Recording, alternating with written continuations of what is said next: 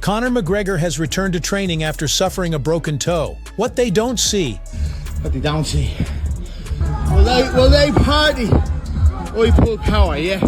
I got work to do, yeah? Millions today alone. Parties out my back garden. And where am I? Still here, after hours. Nah, the working out is not going to get done by itself. Ariel Helwani gave his thoughts on the current McGregor-Chandler situation. It's not Conor versus Chandler. At this point, if I had to put money on Conor versus Chandler, the way that the wind is blowing at this juncture seems to be December. I feel like that's the way that the cookie will crumble, but there's no chance Conor Chandler will be at the Sphere. It's too expensive. The event is too expensive and Conor commands too much money. Helwani also noted that he doesn't think that they'd create a date, specifically to have a McGregor comeback headlining its own pay-per-view outside of the current schedule. So who could headline the Sphere at UFC 306 if not the Notorious? Well, the consensus opinion is that the mega event will be headlined by either a bantamweight title fight between Sean O'Malley and Merab Dvalishvili or a featherweight title fight between Ilia Topuria and Max Holloway. Sadly, fans shouldn't expect to get both of those title fights at the Sphere, with the fan-favorite reporter explaining how the UFC will instead likely split them up between UFC 306 in Las Vegas and UFC 307 in Utah. Khamzat Chimaev has returned to training as he continues to move towards a much-anticipated return to the octagon. Khamzat Chimaev's coach has released brand new footage of Chimaev training in the mountains.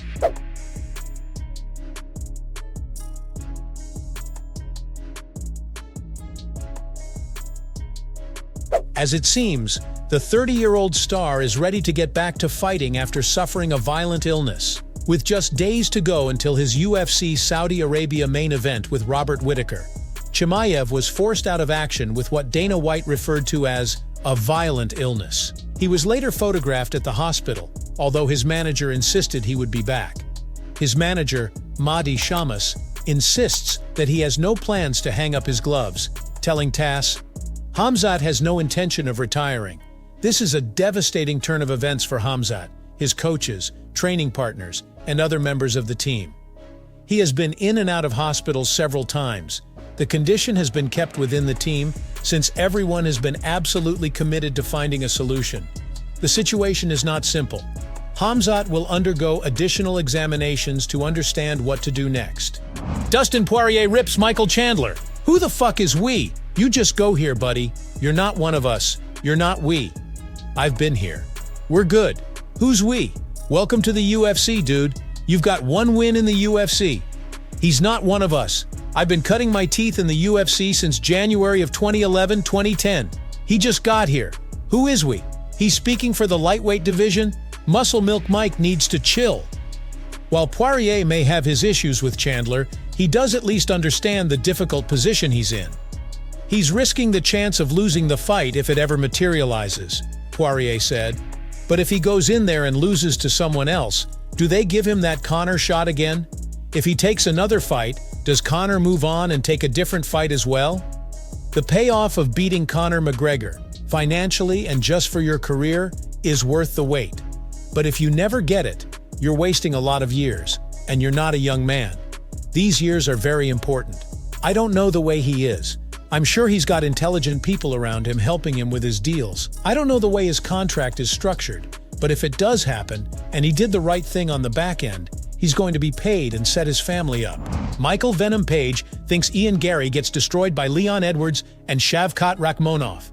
If that's the game you're going to go to when you get a decent striker, then Leon Edwards is going to kill you anyway. Then Shavkat Rakhmonov is going to kill you anyway. There's a few guys in there that I just don't see him surpassing. Even in some of the areas, he didn't feel massively strong. I'm not even trying to be disrespectful to him because, again, he's done his job. He was smart about how he kind of went by it. But for me, regardless, this game for me is about combat. It's about fighting, not about stealing wins. Even like I said, that last round, I didn't necessarily need to stand up or need to let him stand up. I could have stayed there and just dragged it out and potentially got a better score in the third round, and maybe that would have swayed it, but that's not the game I'm in. I'm in a combat game. Like, I want to cause damage, I want to hurt people. So yeah, I don't see him progressing to the top. I think he's talented. I think he'll always be around there, top 10, top 5, and then he'll keep losing out to certain people, but he is still talented, and obviously he's got loads of time to progress and get better anyway. I'm tough on myself. I think there's a lot of mistakes that I made, Page said. I just wasn't quite myself in there. For me, it just motivated me a bit more. Obviously, exactly what I said was going to happen happened. As much as Ian said he's this level of a striker, he's this fast, he didn't want to strike with me. And I tell people the same thing all the time. When I'm bouncing around in front of you, it's a very different game. And he went for a different plan. Again, there's a couple decisions during the fight that I could have made and done better to maybe scrape the result, but that's just not me.